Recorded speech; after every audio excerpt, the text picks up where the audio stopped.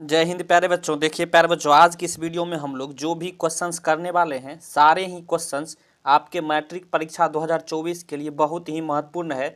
तो इस वीडियो को पूरा अंत तक ज़रूर देखना है और इस वीडियो अच्छा लगे तो एक लाइक ज़रूर कर देना और साथ ही साथ इस चैनल को भी सब्सक्राइब कर लीजिए ताकि इस तरह का महत्वपूर्ण वीडियो सबसे पहले आप तक आसानी से पहुंच सके। तो चलिए इस वीडियो को शुरू करते हैं। देखिए प्यारे बच्चों, सबसे पहला प्रश्न क्या है, प्रश्न को पढ़िए। कह रहा है कि प्रोपेन का आणविक सूत्र C3H8 है। याद कर लीजिए 10 सहसंयोजक बंधन है, कैसे होगा तो इसको समझ लीजिए। प्यारे बच्चों यहाँ से देखिए C3H8 है तो इसका मतलब हुआ C जो है 3 गो होगा और 8 गो जो है हाइड्रोजन होगा। इस तरह से जो है हाइड्रोजन लगता है चारों साइड। देखिए इस तरह से ये फिगर बनेगा। अब देख लीजिए यहाँ से जो है गिन लीजिए, आपको बता दे रहे हैं। देखिए कॉन्सेप्ट समझिए, ये देखिए गिनिए यहाँ। अब कितना लाइन, 1 2 3 4 5 6 7 8 9 10। तो यही 10 जो है यही सहसंयोजक बंधन होता है, सिंगल बॉन्ड होता है, उसी को हम लोग सहसंयोजक बंधन बोलते हैं। यानी ऑप्शन डी यहाँ बिल्कुल सही है। कॉन्सेप्ट समझ में आ गया। चलिए चलते हैं अगले प्रश्न की ओर। प्रश्न जो है प्यारे बच्चों, प्रश्न जो है यहाँ 2 को पर ये क्या कह रहा है कि आधुनिक आवर्त सारणी में बाईं से दाईं ओर जाने पर परमाणु साइज क्या होता है, घटता है कि बढ़ता है प्यारे बच्चों, कि अपरिवर्तित रहता है। तो याद कर लीजिए इसका सही आंसर हो जाएगा घटता है, यानी ऑप्शन बी यहाँ बिल्कुल सही है। चलिए चलते अगले प्रश्न की ओर। प्रश्न 3 को पढ़िए प्यारे बच्चों। क्या कह रहा है कि आधुनिक आवर्त सारणी में कितने ऊर्ध्व स्तंभ है। ऊर्ध्व स्तंभ कहने का मतलब हुआ वर्ग, आपसे पूछ रहा है प्यारे बच्चों। तो याद कर लीजिए इसका सही आंसर क्या हो जाएगा 18। वर्ग जो है आवर्त सारणी में कितना होता है, 18 होता है, यानी ऑप्शन डी यहाँ बिल्कुल सही है। चलिए चलते अगले प्रश्न की ओर। प्रश्न 4 को पढ़िए प्यारे बच्चों। क्या कह रहा है, प्रश्न 4 को पढ़िए। कह रहा है कि एक छात्र जांच प्रश्नावली में लिए गए सोडियम बाइकार्बोनेट के तनु विलयन में सार्वभौम सूचक की कुछ बूंद मिलाता है, यानी मिलता है, तो निम्नलिखित में से कौन सा रंग दिखेगा प्यारे बच्चों। छपने वाला प्रश्न है, याद कर लीजिए इसका सही आंसर क्या हो जाएगा, नीला दिखेगा, यानी ऑप्शन ए यहाँ बिल्कुल सही है। चलिए चलते अगले प्रश्न की ओर। प्रश्न 5 को पढ़िए प्यारे बच्चों। क्या कह रहा है, बहुत ही जबरदस्त प्रश्न है। जब मैग्नीशियम फीता को जलाया जाता है तो उत्पन्न आग की लौ कैसी होती है प्यारे बच्चों। याद कर लीजिए इसका सही आंसर क्या हो जाएगा, याद कर लीजिए प्यारे बच्चों, तो चमकीली उजाला होता है, उजला होता है, यानी ऑप्शन सी यहाँ बिल्कुल सही है। चलिए चलते अगले प्रश्न की ओर। प्रश्न 6 को पढ़िए प्यारे बच्चों। क्या कह रहा है, प्रश्न 6 को पढ़िए, बहुत ही जबरदस्त है। कह रहा एक जांच प्रश्नावली में लिए गए विलयन में एक लोहे की कील को डुबाया गया, तो आधे घंटे के जो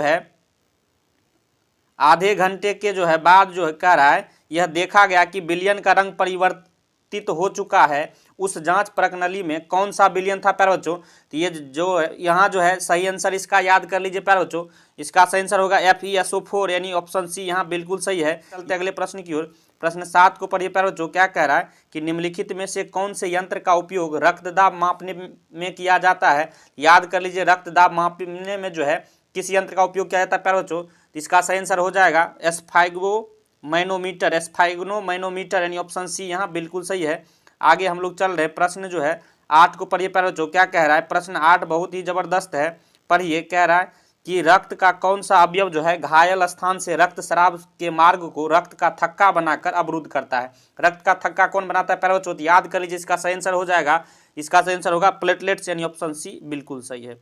चलिए चलते अगले प्रश्न की ओर। प्रश्न 9 को पढ़िए प्यारे बच्चों। क्या कह रहा है, कह रहा है अब2 ग्रंथि को थायरोक्सिन हार्मोन बनाने के लिए क्या आवश्यक है। याद कर लीजिए इसका सही आंसर हो जाएगा, क्या आवश्यक है प्यारे बच्चों।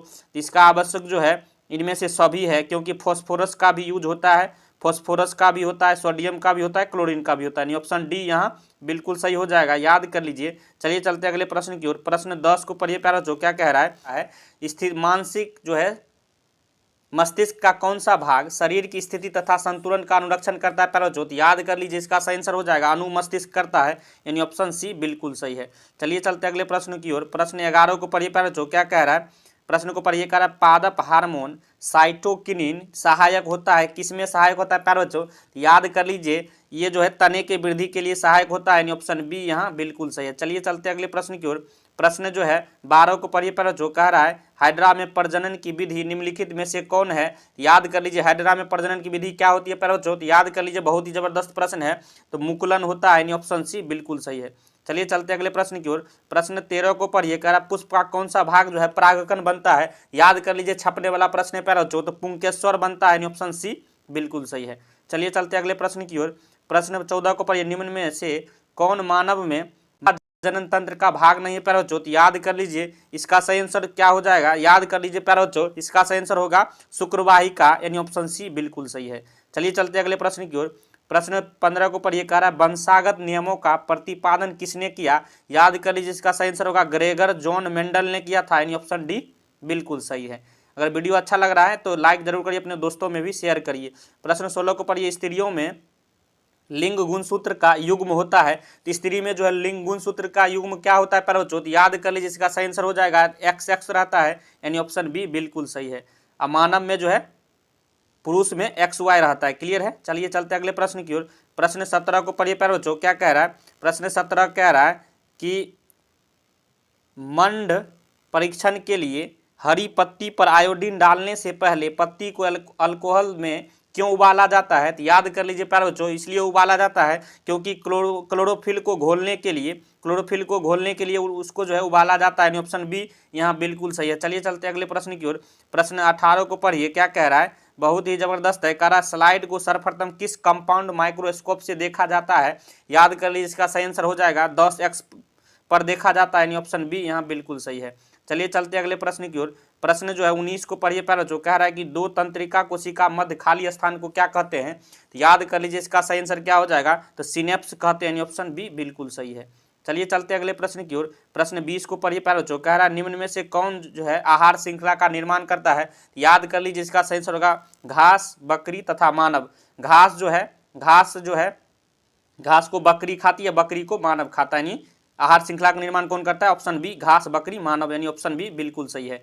देखिए प्यारे बच्चों, आज के इस वीडियो में हमें जो है सामाजिक विज्ञान के 20 बहुत ही महत्वपूर्ण जो है ऑब्जेक्टिव प्रश्न इस वीडियो में किए हैं, जो कि आपके मैट्रिक परीक्षा 2024 के लिए बहुत ही महत्वपूर्ण है। अगर वीडियो पसंद आया हो तो एक लाइक करिए और चैनल पर नए हैं सब्सक्राइब कर लीजिए, क्योंकि इस तरह का बेहतरीन वीडियो आपको मिलते रहेगा। तो चलिए वीडियो देखने के लिए धन्यवाद, मिलते हैं नेक्स्ट वीडियो में, तब तक के लिए जय हिंद जय भारत।